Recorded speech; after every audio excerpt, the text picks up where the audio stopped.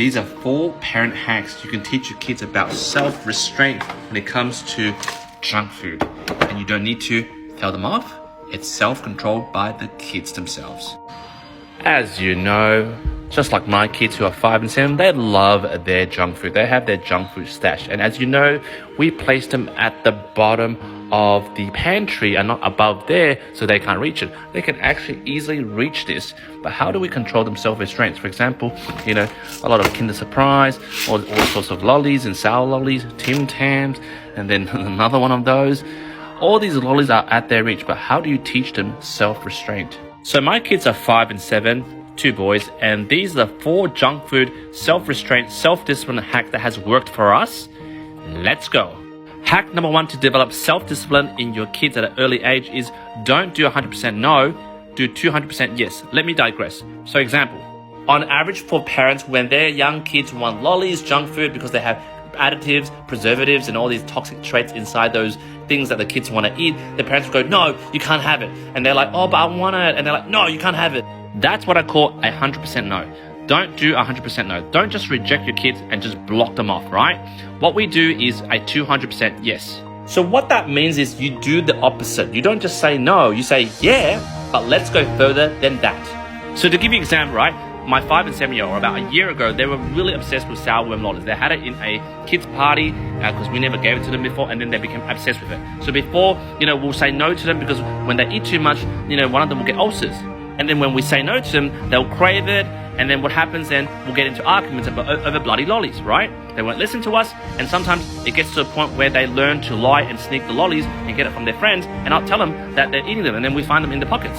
But since adopting this first hack, which is go 200% yes and avoid the 100% no, which is go along with them, all right? About 6 months ago, we're like, hey, you want sour worm lollies? Okay, we'll buy bloody 10, 15 bags of sour worm lollies, right? That's a 200% yes. We go extreme. We eat it for breakfast. We eat it for lunch. We eat it for dinner.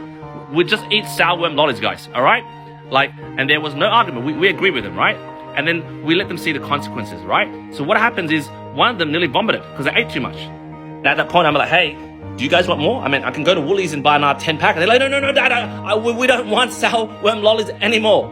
And yes, I know that's a bit extreme, but that builds trust between you and your child because you let them see the consequence of their decision by saying yes, rather than always arguing, saying no, because they don't get your point of view, but they finally see your point of view. Part of teaching self-restraint and self-discipline to kids is letting them see the toxic traits consequence and allow them to really experience that rather than being, oh, I'm the parent, I said no, no is no. That doesn't really foster trust between you and your kids, and also they'll just argue with you. And then at the end, they just lie and sneak behind your back. And the second thing that we did was that we, as a parent, would make alternatives to the junk food and the bad food that we don't want them to eat, right? So for example, they like sour worms and we don't want them to eat them because there's additives, preservatives, artificial colors, etc., right? All that toxic stuff we don't want to enter their little bodies, right? So what we do is we ask our kids, well, what do you like about sour worm lollies, right? And back then they were like, hey, they're sour, they're a bit weird, and then they look like bloody worms. So the alternative that we did as parents is that, well, we looked for the lowest branch to the alternative to sour worm lollies, which what we thought was airplane jelly. We got airplane, then we mixed it up. We added a bit of lemon to make it kind of sour, add a bit of honey to make it sweet, and our kids loved it. And partly because it tastes like the bloody sour worm. There's no way it can be close to that because that tastes great with the additives because they were in the process of making it and then making it the alternative which they produce, and they actually enjoy that process. And part of teaching self-restraint and self-discipline to young kids is that you need to give them alternatives to the bad traits you don't want them to do. You're just going to go, oh, no, you can't do it. That's it, I'm the parent. You got to give them a bloody alternative, guys. Don't be lazy. And the third hack we did to curb their addiction to junk food and bloody lollies is that we told them you got to use your allowance to buy the lollies and the junk food you want, right? Not our money, right? Because even if our kids are 5 and 7, it's basic human nature, right? They have to rethink, I've got to use my own bloody money. Is it really worth it?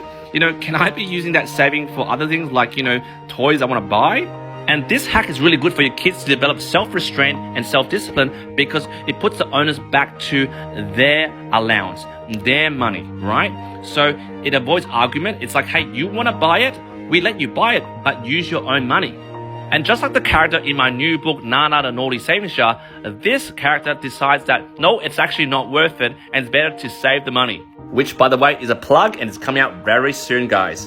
And hack number 4 is we utilize the power of social media. For example, there's TikToks, videos on Instagram, YouTube, whatever, that shows the bad effects of lollies and junk food, right? For example, a video show how much sugar is in a Mars bar, right? Some videos show, ulcers, mouth ulcers, stomach ulcers, some kids having attention deficits. We then send it to our kids, let them watch it, and then they go, hey, is that really worth it? That, you eat these lollies and it might affect your growth. You might not be tall enough to, for example, one of my kids likes to play basketball. That might affect you.